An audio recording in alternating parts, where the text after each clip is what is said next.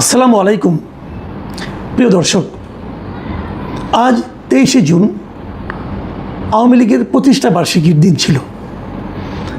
এ উপলক্ষে আওয়ামী লীগ যেহেতু বাংলাদেশে এই মুহূর্তে রাজনৈতিক কর্মকাণ্ড নিষিদ্ধ থাকা একটা রাজনৈতিক দল, কাজেই সেই দলের প্রকাশ্য কোনো রকম অনুষ্ঠান, কোনো রকম রাজনৈতিক কর্মসূচি থাকার কথা নয় এবং আমরা দেখিও নি। কিন্তু বিচ্ছিন্নভাবে তারা সারা দেশেই কিছু না কিছু করার চেষ্টা করবেন বলে আগে ভাগে একটা ঘোষণা দিয়েছিলেন, এক বা একাধিক ঘোষণা দিয়েছিলেন এবং সেগুলি সবই ছিল মূলত অনলাইন ভিত্তিক। অনলাইনে তারা যাদের মতো ঘোষণা দিয়েছিলেন এবং এইগুলোকে প্রতিরোধ করার জন্য, এগুলোকে থামানোর জন্য সরকারের মধ্যে আমি একটা যুদ্ধংদেহী প্রস্তুতি দেখেছিলাম, যেটা নিয়ে গতকালকে আমি একটা কন্টেন্ট করেছিলাম। সরকার ঢাকা শহরে প্রায় 16-17 হাজার পুলিশ নামিয়েছিল এটাকে থামানোর জন্য। 6টা জেলায় সেনাবাহিনী মোতায়েন করা হয়েছিল এই যাতে নাকি আওয়ামী লীগ কোনো ধরনের এই ধরনের কর্মকাণ্ড, এই ধরনের কর্মসূচি পালন করতে না পারে তার জন্য এগুলো হয়েছে। সরকারের দিক থেকে এগুলো করা হতে পারে, কারণ সরকারই তো ঘোষণা করেছে যে এই দলটা কোনো রাজনৈতিক কর্মকাণ্ড চালাতে পারবে না। যেহেতু সরকারের ঘোষণা, যাতে সেটা ভঙ্গ না করতে পারে সেজন্য যারা চেষ্টা করবে, এটা স্বাভাবিক। কিন্তু চেষ্টাটা আমার কাছে প্রস্তুতির একটু বেশি বাড়াবাড়ি মনে হয়েছে, যেমন সেটা আমি কালকে বলেছি। কিন্তু আমার আজকের আলোচনাটা হলো যে এটা করতে যে জামাতে ইসলাম করলোটা কি, মানে আওয়ামী লীগের একটা কর্মসূচি, যে আওয়ামী লীগের কর্মসূচি করার কোনো আইনগত বৈধতা নাই। আর আইনটা ভালো মন্দ সেটা কিন্তু অন্য আলাপ। এখন আইন যদি ভাঙে, তারা আইন যারা প্রণয়ন করেছেন সরকার দেখবে। এখানে জামাতে ইসলামের ভূমিকাটা কি, এটা আমার কাছে ক্লিয়ার হলো না। তারা এটা নিয়ে মাঠ গরম করলো, যেটা আমরা আগের আমলে, আওয়ামী লীগ আমলে দেখেছি। কিন্তু জামাত অথবা বিএনপি কোনো কর্মসূচি দিলে পরে আওয়ামী লীগ একটা পাল্টা কর্মসূচি দিত এবং বলতো রাজপথ ছাড়ি নাই, শেখ হাসিনা তোমার ভয় নাই, এগুলি বলতো আর কি। রাজপথ কেউ ছাড়তে চায় না, মানে যখন তারা ক্ষমতায় যায় তখনও তারা রাজপথ ছাড়তে চায় না। এবং এরই মানে আরেকটা দিক এবার দেখলাম যে বিএনপির তেমন শোরগোল কিন্তু দেখিনি, জামাতের বেশি শোরগোল দেখলাম। জামাত রাজপথ ছাড়বে না এবং তারা আওয়ামী লীগকে কিছু করতে দেবে না, ভালো কথা। এবং করতে দেবে না বলে তারা আজকে যে কাণ্ডটা করলো, এই কাণ্ডটা কিন্তু আমি মনে করি একটা বড় ইঙ্গিতবহ একটা কাণ্ড। তাদের হাতে গণমাধ্যম কর্মীরা আজকে নাজেহাল হয়েছে, এই জামাতের হাতে। জামাত মিছিল বের করেছে 32 নম্বরের আশেপাশে, 32 নম্বর ধানমন্ডি 32 নম্বর, মানে যেখানে নাকি বঙ্গবন্ধু শেখ মুজিবুর রহমানের বাসস্থান ছিল এবং সেখানে পরবর্তী সময়ে বঙ্গবন্ধু জাদুঘর হয়েছিল। যে জাদুঘর কারো ব্যক্তি মালিকানা ছিল না, এটা একটা ট্রাস্টের মালিকানা ছিল। যে জাদুঘরকে অন্তর্বর্তীকালীন সরকারের আমলে ভেঙে গুড়িয়ে মাটির সঙ্গে মিশিয়ে দেওয়া হয়েছিল। যে জাদুঘরের ভাঙাকে কেন্দ্র করে একজন আসামিকেও গ্রেপ্তার করবে কীভাবে? কোনো মামলাও হয়নি বোধ হয়। মামলা হয়েছে কিনা আমার জানা নেই, হলো তো নিশ্চিত ওই জন্য গ্রেপ্তার হতো। বাংলাদেশের আইন শৃঙ্খলা নিরাপত্তা ব্যবস্থা এরকমই ছিল। তো সেটার সামনে যে জামাতে ইসলামকে আজকে সমাবেশ করতে হবে, তারা ওই এলাকায় বেশ উত্তপ্ত স্লোগান সহকারে মিছিল করেছে এবং সেখানে যে সমাবেশ করেছে, এই সমাবেশের জায়গায় 10 জন সাংবাদিককে তারা নানাভাবে হেনস্থা করেছে। একজনের অবস্থা বেশ খারাপ, তিনি দৈনিক সকালের মাল্টিমিডিয়া রিপোর্টার মাহফুজুর রহমান শিশির, তাকে সে গুরুতরভাবে আহত হয়েছে। এছাড়া আরও 10 জন সাংবাদিক শিবিরের দ্বারা ভোগান্তি, তবে হেনস্থার শিকার হয়েছে। এই যে ঘটনা ঘটেছে, এটার ভিডিও আজকে সোশ্যাল মিডিয়ায় মোটামুটি সারাদিন দেখা গেছে। কারা এই কাজগুলি করেছে তার ছবিও সে ভিডিওতে পাওয়া যায়। এর মধ্যে কিছু স্টিল ছবিও আমি দেখলাম, বিডি নিউজ 24 এর একটা স্টিল ছবি আমি আজকেই দেখলাম, ওখানে যে একদম চেহারা দেখে চেনা যাচ্ছে যে কারা ওই সাংবাদিককে কিল ঘুষি চট থাপড় মারছে, তার জামা কাপড় ছিঁড়ে ফেলেছে, মাটিতে ফেলে রাতি দিয়েছে, অনেক কিছু হয়েছে। এখন এই যে ঘটনাটা কী নিয়ে ঘটনার যতটুকু আমরা জানতে পেরেছি বিভিন্ন পত্রপত্রিকায়, ঘটনার কিছুই না। ওনারাও এখানে মিছিল করে এসেছেন, বীর দর্পণ কেউ তো নাই, প্রতিপক্ষ তো নাই, নিজেরাই বীর, নিজেরাই বিজয়ী। এবং ওখানে দাঁড়িয়ে তারা বক্তব্য দেওয়া শুরু করেছেন এবং অনেকেই বক্তব্য দিচ্ছেন, এক একজন লম্বা লম্বা বক্তব্য দিচ্ছেন। এই সময় সাংবাদিকদের একটা অংশ বলেছিল যে আপনারা এতজন বক্তব্য না দিয়ে, এটা তো মিছিল পরবর্তী সমাবেশ, সাধারণত যেরকম হয় আর কি, মিছিল পরবর্তী সমাবেশ হলে অথবা মিছিল পূর্ব সমাবেশ হলে একজনকে 2 জন লোক বক্তৃতা দেয়, দিয়ে হয়তো মিছিল শেষ করে অথবা মিছিল শুরু করে, যেটাই হোক। এখানে অনেকেই বক্তৃতা দিচ্ছিল। এই জন্য সাংবাদিকরা বলছিল আমাদের তো খবরটা ধরাতে হবে, এত জনের বক্তব্য তো আমরা নিতে পারবো না, আপনারা প্রধান যারা আছেন নেতা তারা বক্তৃতা দেন, বাকিরা সংক্ষেপ করেন। এতেই তারা ক্ষিপ্ত হয়ে গিয়েছিল এবং তখন তারা বলছিল যে আপনার যদি পছন্দ না আপনি চলে যান, আপনাদের এখানে থাকতে হবে না, এটসেট্রা।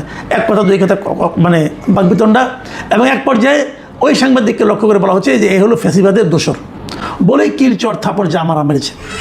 এটা ভেরি ইন্টারেস্টিং একটা ব্যাপার।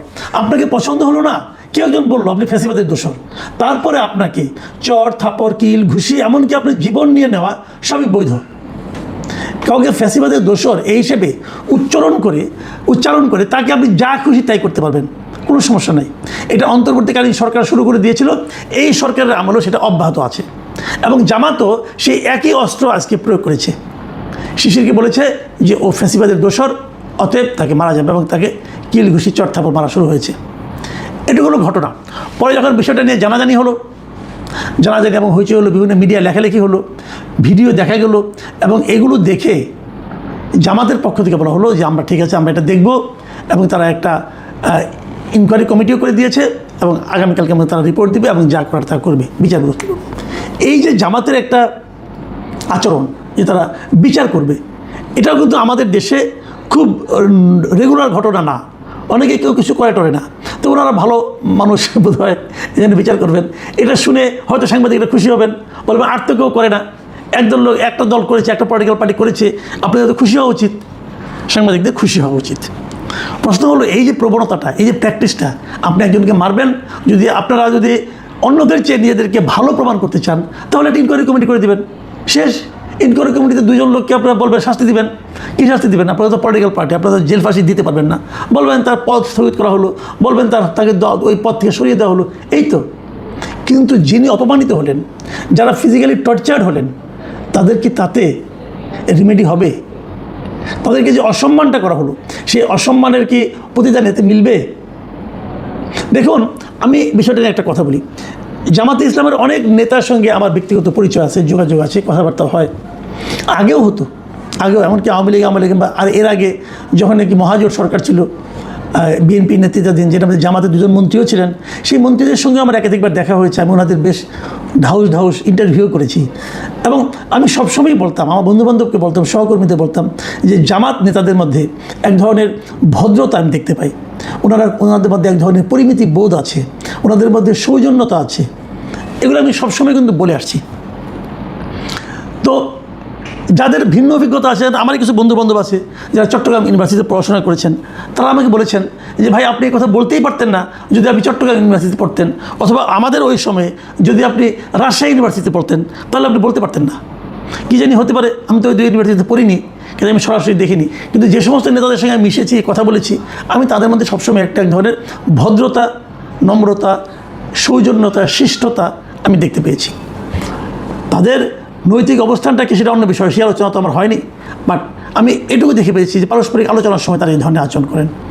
কিন্তু এবার যখন এখানে দেখলাম, তখন আমি একটু অবাকই হলাম, এবং তাদের আমি যে ভিডিওগুলি দেখলাম, এই দেখলেও বোঝা যায়। এবং গত জুলাই আন্দোলনের পর যখন নাকি অন্তর্বর্তীকালীন সরকার দায়িত্ব ছিলেন, তখন যে সমস্ত আচরণ, কথাবার্তা তাদের মুখে শুনেছি, সেগুলো কিন্তু আমি ঠিক আমার অভিজ্ঞতার সঙ্গে মেলাতে পারিনি। এখনও তো বলবেন, আমি জানি কেউ তেমন বলবেন যে দলটা বড় হয়ে গিয়েছে, যখন বড় দল হয়ে যায় তখন সবার উপর নিয়ন্ত্রণ রাখা যায় না, এটাও হতে পারে। কিন্তু ওই যে বললাম, আমার কিছু ঘনিষ্ঠ বন্ধুবান্ধব আছেন যারা কি চট্টগ্রাম ইউনিভার্সিটিতে অথবা রাজশাহী ইউনিভার্সিটিতে পড়াশোনা করেছেন, তাদের বক্তব্য হলো এই যে দৃশ্যটা আপনি আজকেও দেখলেন 32 নম্বরের সামনে, আসলে এটাই জামাত। এরা যখন ভদ্র থাকেন, ভদ্র আচরণ আপনার সঙ্গে করেন, ওটা হলো সুযোগের অভাবে ভদ্র, অথবা ওটা একটা মুখোশ। তাদের প্রকৃত চেহারা হলো এটা। যখন তারা ক্ষমতাবান হন, তখন তাদের প্রকৃত চেহারাটা বেরিয়ে পড়ে। আমি জানি না এটা সত্য মিথ্যা, আমি বলতে পারবো না, কিন্তু আমার নিজস্ব অভিজ্ঞতা নাই। কিন্তু এবারে যে ঘটনাটা, এটা ঠিক আমি মেলাতে পারছি না। আবার কেউ তো বলবে যে দল বড় হয়ে গেছে, কিন্তু সবার উপর এরকম নিয়ন্ত্রণ প্রতিষ্ঠা করা যায় না। কেউ আছে যায় না দলীয় আদর্শ ছাড়াই, আদর্শের সঙ্গে অতটা একমত না, অথবা আদর্শকে ধারণ করতে পারে না, তারা হয়তো এরকম করেছেন, দুটোই হতে পারে। কিন্তু আমার কথা হলো, আমরা কি দেখতেছি? আমরা কিন্তু এই সরকারের আমলে, আওয়ামী লীগ সরকারের আমলে আমরা দেখেছি মিডিয়া নানাভাবে আওয়ামী লীগ সরকারের দ্বারা ক্ষতিগ্রস্ত হয়েছে, নির্যাতিত হয়েছে। তা আমরা ভেবেছিলাম, এবং এইবার যেমন আমাদের বিএনপি দলীয় প্রধান তারেক রহমান, উনি দেশে আসার আগেই ওনার নিজের একটা কার্টুনকে একবার ওনার ফেসবুক পেজে পোস্ট করেছিলেন, তাকে ব্যঙ্গ করে কার্টুন করা হয়েছিল। উনি সেটা দেখে বলেছিলেন যে এই ধরনের কার্টুন আমরা দেখতে চাই সামনে। রাজনৈতিক নেতাদের নিয়েও সমালোচনা উনি মিডিয়ার কাছ থেকে পেতে চেয়েছেন, কিন্তু তা আমরা কি পাচ্ছি? সরকারি দলের মধ্যে পাচ্ছি, বিরোধী দলের মধ্যে পাচ্ছি। আমরা দেখেছি এই সরকারের আমলে এই 1-2 সপ্তাহের মধ্যেই বগুড়ার একজন সাংবাদিককে কিন্তু গ্রেপ্তার করা হয়েছে, আরও 5 জনের বিরুদ্ধে মামলা আছে। তাদেরও পাওয়া মাত্র গ্রেপ্তার করা হবে। কিসের নমুনা এগুলো? কোনো এক প্রতিমন্ত্রী নাকি মানহানি হয়েছে, এই জন্য গ্রেপ্তার করতে হবে। যদি এভাবে চলতে থাকে তাহলে প্রধানমন্ত্রী যে কথাটা বলেছিলেন তার প্রতিফলনটা আমি কোথায় দেখব? সরকারি দলের মধ্যে দেখছি, যারা বিরোধী দল জামাত ইসলামী তাদের মধ্যে দেখছি। তাহলে মিডিয়া কতটুকু নিরাপদ? সরকারি দলের কাছে কতটুকু নিরাপদ? বিরোধী দলের কাছেই বা কতটুকু নিরাপদ? আমি বুঝতে পারি না যে আমরা পরিবর্তনটা কোথায় পাবো। কালকে আমি বলেছিলাম যে আওয়ামী লীগের এই প্রতিষ্ঠাবার্ষিকীকে বন্ধ করার জন্য, প্রতিষ্ঠাবার্ষিকীতে কারোকে মাঠে নামতে না দেওয়ার জন্য, মাঠে নামা বাদ দেন, আপনি এটা পালনই করতে পারবেন না, এইগুলি করার জন্য যেরকম মানে উঠে পড়ে লাগা, সমস্ত শক্তি এক জায়গায় একত্রিত করা এবং আঘাত করা, এই যে প্রবণতা, এটাই কি আমাদের জন্য প্রত্যাশিত ছিল? আমরা তো একটা সকলের রাজনৈতিক অংশগ্রহণে একটা সমাজ চাই, সেই সমাজটি আমরা পাচ্ছি। আমরা বলবেন না তো যে আওয়ামী লীগ আমলে কী হয়েছিল? হ্যাঁ, আওয়ামী লীগ আমলে খারাপ হয়েছিল, কিন্তু আওয়ামী লীগের পুরো 15 বছরে কোনো রাজনৈতিক দলকে কিন্তু শেষে 2-3 দিন যদি আপনি বাদ রাখেন, শেষের দিকে এসে 2-3 দিন আগে দেশে নিয়ে তারা জামাতকে নিষিদ্ধ করেছিল। এর আগে পুরো সময়ে কোনো রাজনৈতিক দলকে কিন্তু নিষিদ্ধ করা হয় নাই, যেটা নাকি এই সরকার একটা নির্বাচনই করেছে নিষিদ্ধ করে। আওয়ামী লীগ আমলে 14 অথবা 18 নির্বাচনে সবাই এসেছিল, 14 নির্বাচন অথবা 24 নির্বাচনে আসেনি কেন? অন্যান্য দলগুলো ভেবেছিল, তাদেরকে আসতে বলা হয়েছিল, তারা আসেনি। তারা ভেবেছিল তাদেরকে আসলে প্রতারণা করা হবে, তাদেরকে জিততে দেওয়া হবে না, তাদেরকে চিন্তাই করা হবে ভোট। আশঙ্কা অমূলক ছিল না, আশঙ্কা সঠিক ছিল, কিন্তু তারা তো একদম সরাসরি তাদেরকে বাতিল করে দেয়নি। আমরা তো এবার বাতিল করে দিলাম, থেকে রাজনৈতিক দল নির্বাচনের অংশই নিতে পারবে না। ইহাকে গণতন্ত্র বলা হয়? আমি জানি না। আমাদের একজন সাংবাদিক উনি বলেছেন, যদি দেশে গণতান্ত্রিক ব্যবস্থা যদি সঠিক না হয় তাহলে গণমাধ্যমেরও কোনো স্বাধীনতা থাকবে না। আমরা গণমাধ্যমের স্বাধীনতাহীনতাটা শুরু হয়েছে বলে মনে করি। এখন দুটো ঘটনার প্রেক্ষিতে আমি আতঙ্ক বোধ করছি। এটা যদি নমুনা হয় তাহলে গণতন্ত্রের ভবিষ্যৎ সামনে কি আছে, এটা নিয়ে আমার মনে হয় আতঙ্কিত হওয়ার সুযোগ আছে। প্রিয় দর্শক, এখন এ পর্যন্তই। আল্লাহ হাফেজ।